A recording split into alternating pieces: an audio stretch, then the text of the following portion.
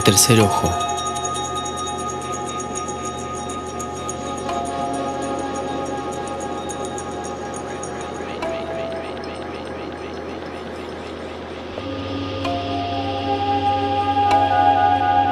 Martes Lobsang Rampa.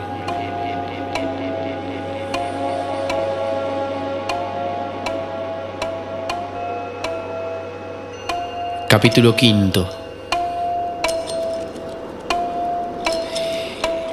Mi vida de chela.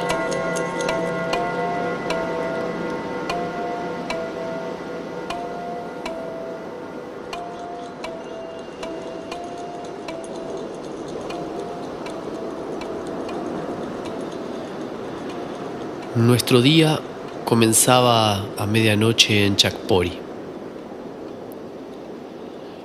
Cuando sonaba la trompeta de medianoche, atronando los corredores débilmente iluminados, salíamos rodando, medio dormidos aún, de nuestra cama de almohadones y buscábamos a tientas en la oscuridad nuestros hábitos. Todos dormíamos completamente desnudos, sistema habitual en el Tíbet, donde no hay falso pudor. Una vez puestas las túnicas y después de guardar nuestras cosas en la abullonada delantera de la parte superior, salíamos corriendo, bastante malhumorados, por los largos pasillos. Uno de nuestros mandamientos era: más vale reposar con la conciencia tranquila que estarse sentado como Buda y rezar cuando se está de mal humor. Yo esto no lo comprendía muy bien y con frecuencia me permitía pensar esta irreverencia. Entonces, ¿por qué no nos dejan descansar tranquilamente?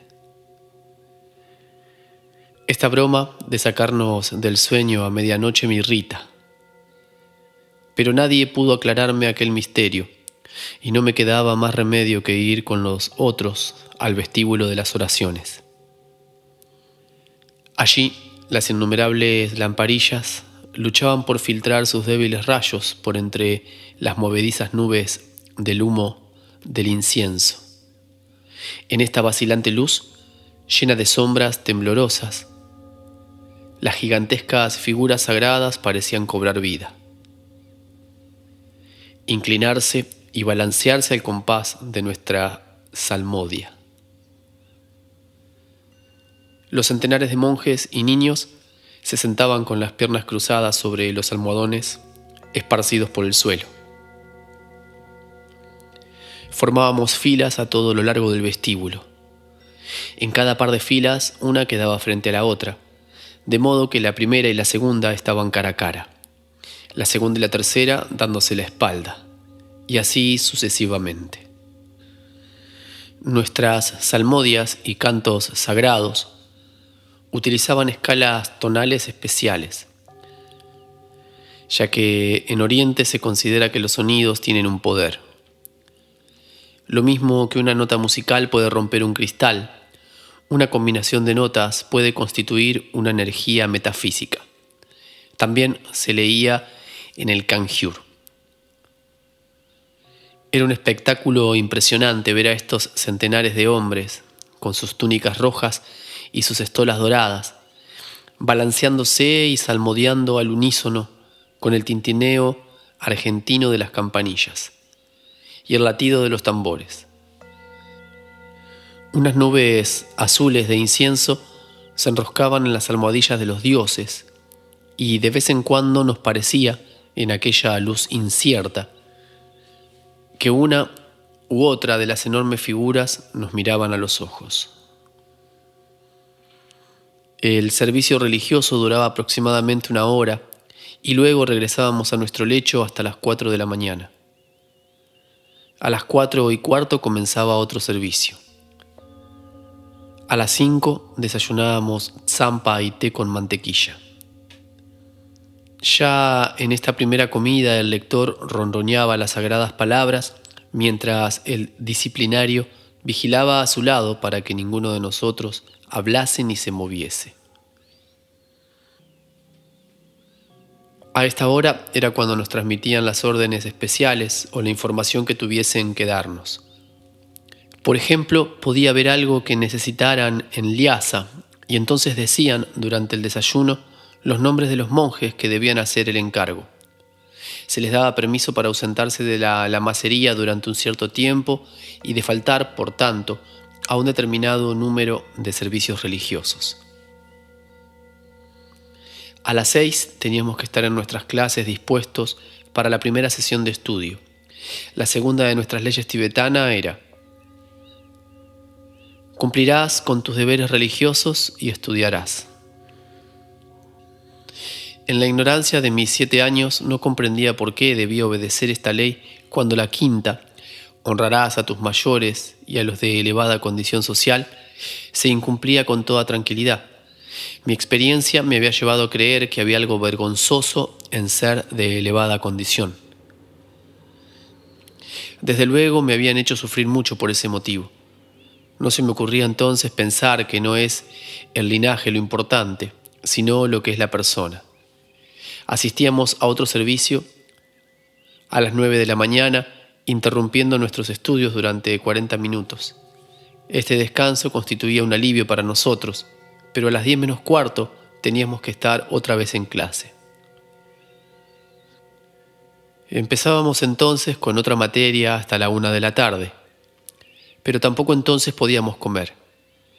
Venía luego un servicio religioso de media hora y después nos daban por fin la tsampa y el té. Seguía una hora de trabajo manual para que nos ejercitáramos y aprendiésemos a ser humildes. A mí me tocaba siempre el trabajo más desagradable. A las 3 nos obligaban a descansar durante 1 hora. Era un descanso forzoso en que no podíamos hablar ni movernos. Debíamos permanecer tumbados e inmóviles. A todos nos fastidiaba esta hora porque era demasiado poco para dormir y demasiado para estarse sin hacer nada. Con las cosas que podríamos haber hecho para divertirnos. A las 4 después de este reposo volvíamos a clase. Esto era lo peor del día. 5 horas trabajando sin interrupción, sin poder salir de clase absolutamente para nada, bajo la pena de los más terribles castigos. Nuestros profesores nos vapuleaban con sus recios bastones a la menor distracción y algunos de ellos se ensañaban violentamente. A las 9 nos soltaban para tomar la última comida del día, otra vez té y tsampa. A veces, muy pocas, nos daban verduras, o sea, unas rodajas de nabos o unos guisantes muy pequeños. Estaban crudos, pero nuestra hambre lo aceptaba todo. Nunca me olvidaré cuando, teniendo yo 8 años, nos dieron unas nueces. Me gustaban mucho y en casa solía comerlas con frecuencia. Insensatamente quise hacer un cambio con otro chico. Yo le daría mi túnica de repuesto a cambio de sus nueces. El disciplinario se enteró de aquello y me hicieron salir al centro del vestíbulo y confesar mi pecado. Como castigo por mi codicia me tuvieron sin beber ni comer durante 24 horas. Y me quitaron mi túnica de repuesto, basándose en que no me hacía falta, ya que no me había importado cambiarla por algo que no era esencial. A las 9:30 nos fuimos a dormir en nuestros almohadones. Nadie se retrasaba en esto. Creí que tantas horas de trabajo y de atención sostenida acabarían matándome, o que caería dormido y jamás me volvería a despertar. Al principio, los niños recién ingresados solíamos escondernos en algún rincón para dar unas cabezadas. Pero después de mucho tiempo me acostumbré a las muchas largas horas de estudio y rezos, y el día no se me hacía tan largo. Poco antes de las 6 de la mañana, como estaba contando antes, me llevó el muchacho que me había despertado a la habitación del lama Mingyar Dondup. Aunque no llamé, me dijo que entrase. Su habitación era muy agradable, con sus magníficas pinturas murales, y otras pintadas en seda y colgadas en las paredes. Unas cuantas estatuillas adornaban unas mesas bajas. Eran dioses y diosas de jade y oro. También colgaba de la pared una gran rueda de la vida. El lama se hallaba sentado en la postura del loto y ante él, en una mesa baja, tenía una pila de libros. Estaba estudiando cuando yo entré. «Siéntate aquí conmigo, Lobsang», me dijo. «Pues tenemos muchas cosas de qué hablar. Pero primero he de hacerte una pregunta de hombre a hombre. ¿Has comido y bebido bastante?» Le aseguré que había comido y bebido muy bien y me encontraba satisfecho. «El abad ha dicho que podemos trabajar juntos. Hemos averiguado cuál fue tu anterior encarnación y era buena. Ahora queremos desarrollar de nuevo ciertos poderes y habilidades que tuviste en esa otra vida. Queremos que en pocos años poseas más sabiduría que la que pueda atesorar un lama en una larga vida». Hizo una pausa y se estuvo mirándome un rato con extraordinaria atención. Tenía unos ojos muy penetrantes. «Todos los hombres deben escoger libremente su camino», prosiguió, «y el tuyo será áspero y difícil por espacio de 40 años si escoges el camino que verdaderamente te corresponde. Pero en tu próxima vida cosecharás grandes beneficios que te compensarán del esfuerzo realizado. Si eliges un camino ahora equivocado, tendrás en esta vida toda clase de comodidades y dulzuras, pero no desarrollarás tu espíritu para el futuro. De ti depende». Se calló y me miró intensamente. «Señor», le dije, «mi padre me ha advertido que si fracasaba en esta lamacería no me permitiría volver a casa. ¿Cómo podría, pues, tener comodidades y dulzuras cuando ni siquiera dispondría de un hogar?» El lama, sonriéndose, me dijo: «¿Has olvidado ya que sabemos cuál fue tu anterior encarnación? Si eliges la senda equivocada, la senda de la dulzura, te instalarán en una lamacería como encarnación viva, y a los pocos años serás abad. Tu padre no le llamaría a eso un fracaso». Algo que había en el tono de su voz me hizo preguntarle: «¿Y tú lo consideras como un fracaso, maestro?» «Sí, sabiendo lo que sé, diría que habrías fracasado». «¿Quién me enseñaría el camino?» «Si eliges el bueno, seré tu guía. Pero la decisión depende por completo de ti, y nadie podrá influir en ti». Le miré y me gustó su aspecto. Era un hombre corpulento, de vivos ojos negros, un rostro franco, con una despejada frente. Sí, podía fiarme de aquel hombre. Aunque solo tenía 7 años, mi vida había sido muy dura, y en ella conocí a mucha gente. De modo que podía saber a simple vista si un hombre era bueno o malo. «Señor», le dije, «querría ser discípulo suyo y tomar el buen camino». Y añadí, sin poderlo remediar: «Pero de todos modos no me gusta trabajar tanto». Se rió y su risa era profunda y confortante. «Lobsang, Lobsang, a ninguno de nosotros le gusta un trabajo tan agotador, pero pocos de nosotros somos lo bastante sinceros para reconocerlo». Estuvo buscando algo entre sus papeles y después de leer unas líneas añadió: «Tendremos que hacerte una pequeña operación en la cabeza para forzar tu clarividencia, y luego vamos a acelerar hipnóticamente tus estudios. Ya verás cuánto adelantas en metafísica y en medicina». La perspectiva de un aumento de trabajo me sentó muy mal. Pensaba que ya había trabajado bastante en mis primeros 7 años, y por lo visto a partir de ahora no podría jugar más con cometas ni con nada. El lama pareció adivinar mis pensamientos. «Sí, sí, jovencito. Más adelante podrás lanzar cometas, pero serán hombres en vez de cometas lo que tendrás que elevar. Bueno, primero hemos de hacerte un plan de estudios». Estuvo leyendo otro rato sus papeles. «Veamos. De 9 a 1, sí, eso bastará al principio. Ven aquí todos los días a las 9 de la mañana en vez de asistir a los servicios religiosos y charlaremos de algunos temas interesantes. Empezaremos mañana mismo.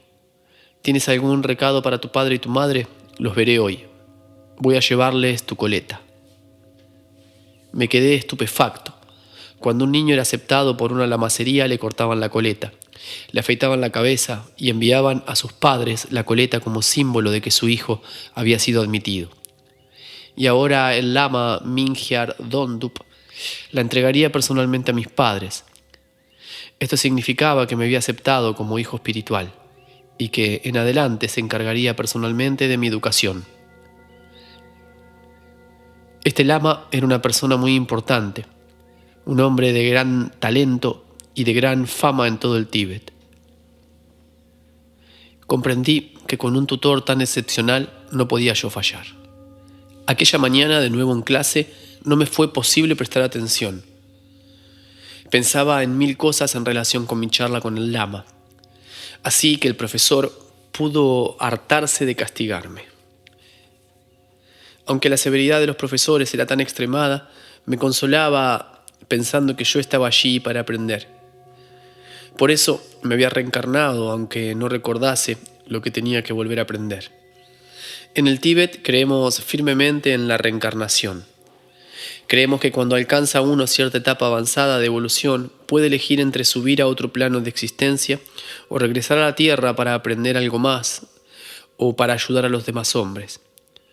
Puede suceder que un sabio tenga cierta misión en esta vida, pero que muera antes de poder completarla. En este caso, creemos que puede volver a este mundo para acabar su tarea, siempre que el resultado haya de ser beneficioso para otros. Solo se puede averiguar las anteriores encarnaciones de muy pocas personas. El coste y el tiempo que requieren estas investigaciones suelen ser prohibitivos. Cuando se descubre que un individuo tiene determinados signos, como en mi caso, se nos llamaba encarnaciones vivas, y eran sometidos a las más implacables pruebas en su infancia, como me había sucedido a mí. Pero se convertían en el objeto de la reverencia general cuando se hacían mayores. En mi caso se disponían a sacar a la luz, mediante un sistema especial, mis conocimientos ocultos. Era un procedimiento para alimentar a la fuerza los poderes ocultos que había en mí. ¿Por qué lo hacían? Eso no podía yo saberlo entonces. Una lluvia de palos sobre mi espalda me hizo volver a la realidad en plena clase. Tonto, imbécil, ¿se te han metido los demonios mentales en ese cráneo de animal? Me doy por vencido. Has tenido la gran suerte de que sea el momento de terminar la clase. Y aprovechando el último instante, mi rabioso profesor me dio un tremendo golpe más y se marchó gruñendo. El chico vecino mío de asiento me dijo: «No olvides que es nuestro turno en la cocina esta tarde. Espero que tengamos la ocasión de llenar nuestras bolsas de tzampa». El trabajo de la cocina era muy pesado y los monjes cocineros nos trataban a los chicos como esclavos.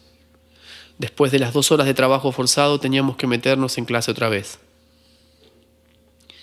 A veces nos obligaban a estarnos más tiempo en la cocina y llegábamos tarde a clase, donde nos esperaba el profesor furioso, y sin darnos oportunidad para explicar nuestra tardanza nos molía a palos.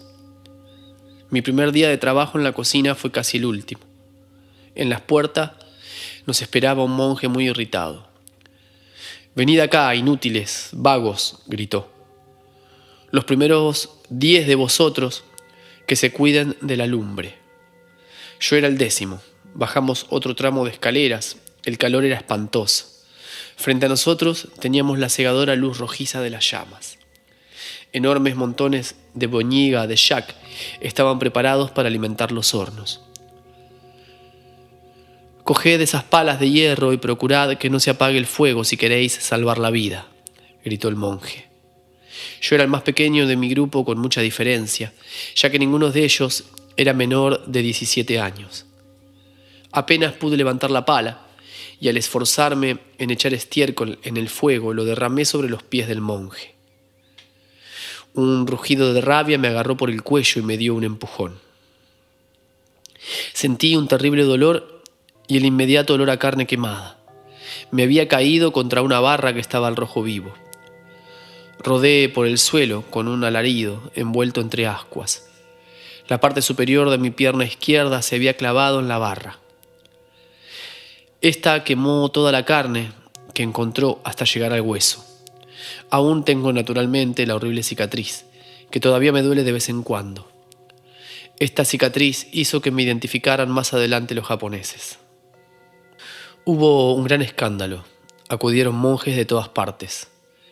Yo seguía revolcándome entre las ascuas, pero enseguida me levantaron. Por todo el cuerpo tenía quemaduras superficiales, pero la herida de la pierna era gravísima. Me llevaron rápidamente al lavamédico, que se propuso salvarme la pierna. Aquel hierro estaba oxidado y cuando penetró en mi pierna dejó en su interior escamas de orín.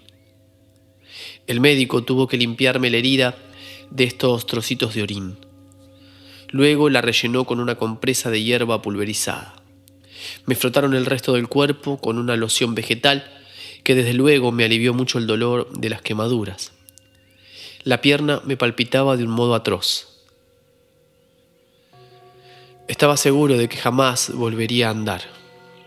Cuando acabó su cura, el lama llamó a un monje para que me llevase a una pequeña habitación próxima, donde me tendieron sobre unos almohadones. Entró un anciano monje y se sentó junto a mí, y empezó a musitar rezos.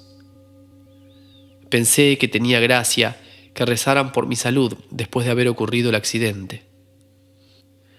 Pero en fin, decidí firmemente ser bueno, pues mi reciente experiencia me había enseñado lo que sentía uno cuando lo atormentaban los diablos del fuego. Recordé un cuadro que había visto en que un diablo pinchaba a una desgraciada víctima en un lugar del cuerpo muy cercano al que yo me había quemado. Quizás se piense que los monjes eran gente cruel y todo lo contrario de lo que se podía esperar. Pero ¿qué significa monje?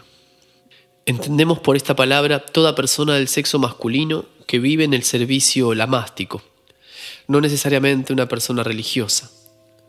En el Tíbet casi cualquiera puede llegar a ser monje. Es muy frecuente que envíen a un chico a hacerse monje sin darle ninguna posibilidad de elección, o un hombre puede decidir que se ha pasado demasiado tiempo guardando rebaños y desee contar con un refugio cuando la temperatura está a 40 bajo cero. No se hacen monje por convicciones religiosas, sino por comodidad. Las lamacerías tienen monjes como criados, labradores, barrenderos, etc. En otros países se les llamaría criados o algo equivalente. La mayoría de ellos trabajan de un modo agotador. La vida, a cerca de 4.000 metros, puede resultar muy difícil y a menudo estos hombres descargan su irritación contra nosotros, los chicos. Para los tibetanos el término monje era sinónimo de hombre. A los miembros del sacerdocio los llamábamos de un modo muy diferente. Un chela era un niño alumno, novicio o acólito. Y lo más próximo a lo que en otros países suele conocerse como monje es el trapa. Este es el que más abunda en las lamacerías. Luego llegamos al término del que más se abusa, el lama. Si los trapas son los soldados rasos, el lama es el oficial.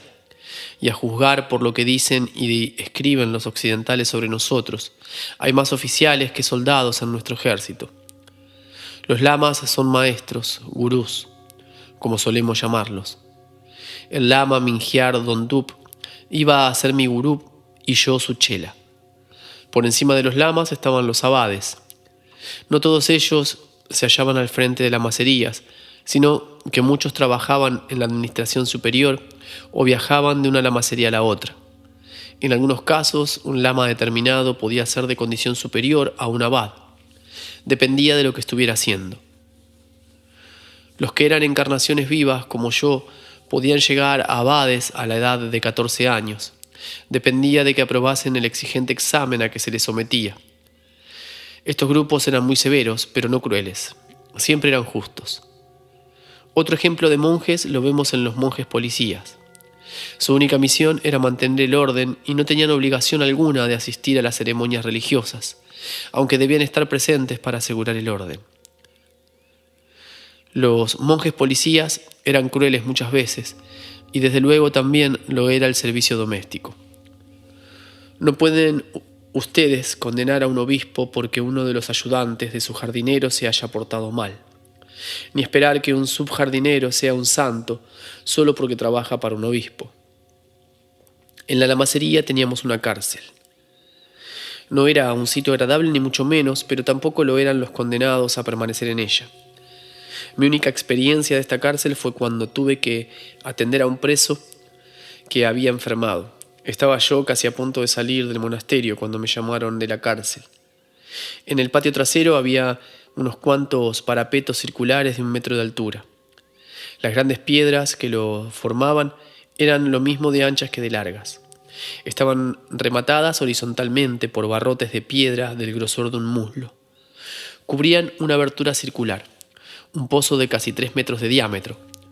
4 monjes policías levantaron la barra del centro y la apartaron. Uno de ellos se inclinó y tiró de una cuerda de pelo de yak, a cuyo extremo había un nudo corredizo. Todo aquello me tenía muy escamado. «Ahora, honorable lama médico», dijo el hombre, «si metes el pie en este lazo corredizo te bajaremos». Obedecí bastante atemorizado. «Necesitarás una luz, señor», dijo el monje policía. Me pasó una antorcha encendida.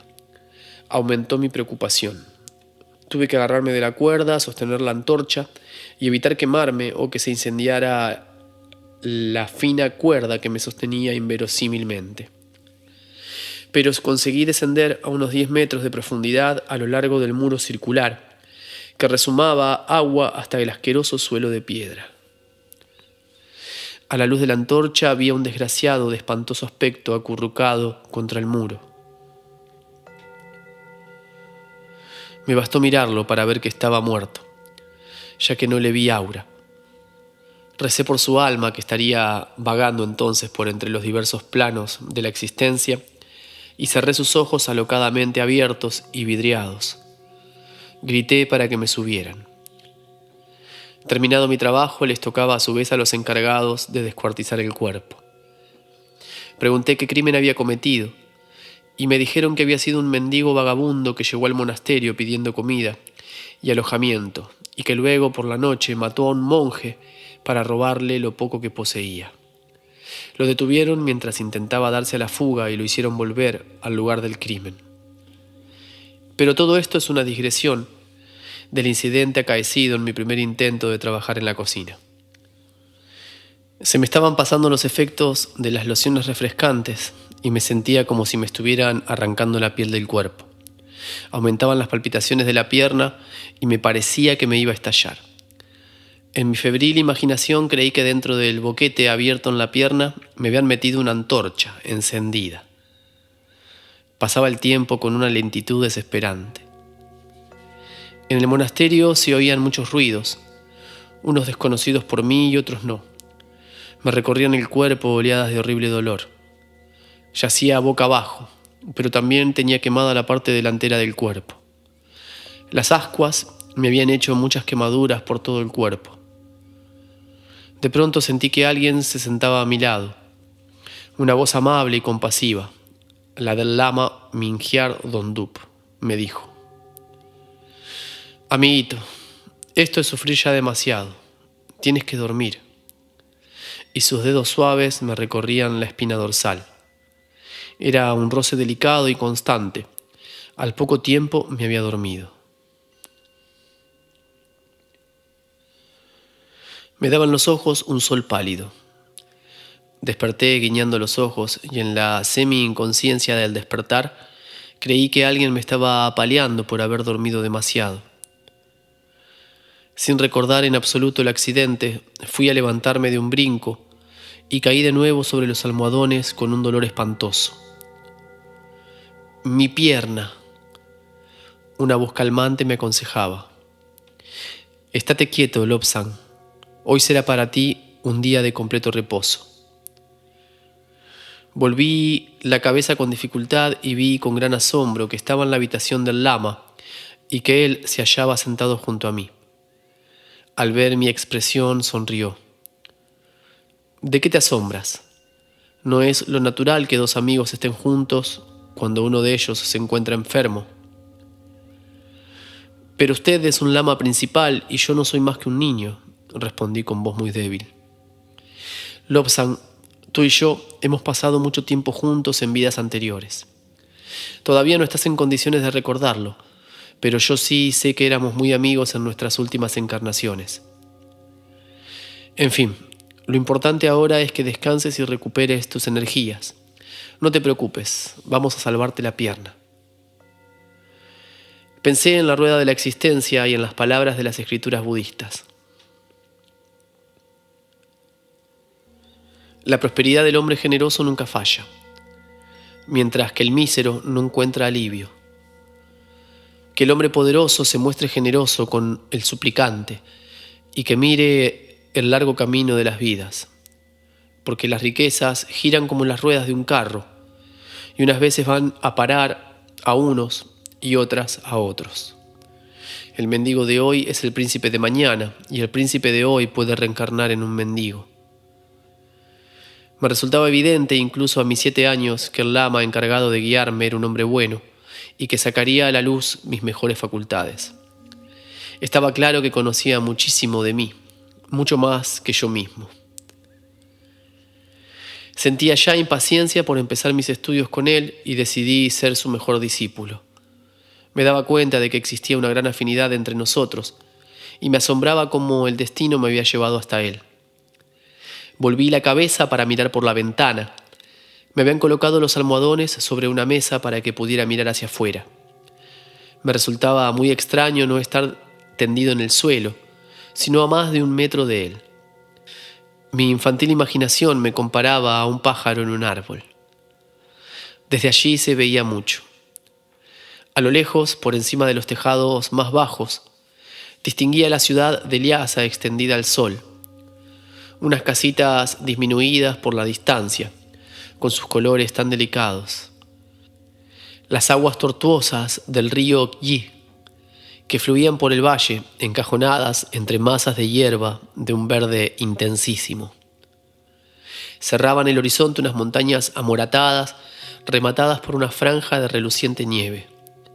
Las estribaciones más próximas estaban salpicadas por los monasterios de dorados tejados. A la izquierda se elevaba el Potala con su inmensa masa de edificios que formaba como una pequeña montaña. Un poco más a nuestra derecha, el bosquecillo de donde emergían templos y colegios.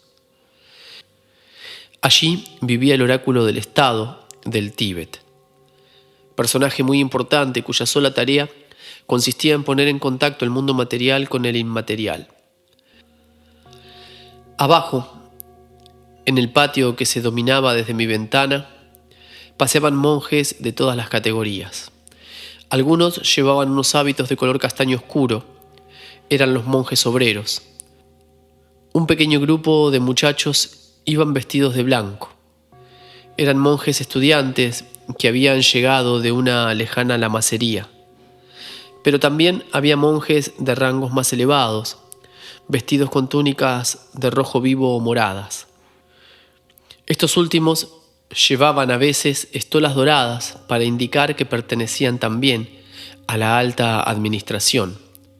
Algunos llegaban montados en caballos. Los seglares montaban en animal de color, mientras que los sacerdotes solo podían utilizar los blancos. Todo esto me sacaba de mi problema inmediato, que era ponerme bien y poder andar de nuevo. A los 3 días decidieron que me levantara y procurase andar. Me dolía aún muchísimo la pierna. La tenía muy hinchada y me perjudicaban mucho las escamas de orín que no habían conseguido quitarme. Tuvieron que hacerme unas muletas y con ellas avanzaba dificultosamente. Parecía un pájaro herido. En todo el cuerpo seguían molestándome las quemaduras y ampollas, pero el intenso dolor de la pierna le quitaba importancia a todo lo demás. Me era imposible sentarme. Tenía que echarme de lado, derecho o de cara. Naturalmente no podía asistir a los servicios religiosos ni a las clases, de modo que mi guía, el lama Mingyar Dondup, me enseñaba todo el tiempo. Estaba muy satisfecho de lo mucho que yo había aprendido en tan pocos años y me dijo: pero ten en cuenta que gran parte de estos conocimientos los recuerdas inconscientemente de tu última encarnación.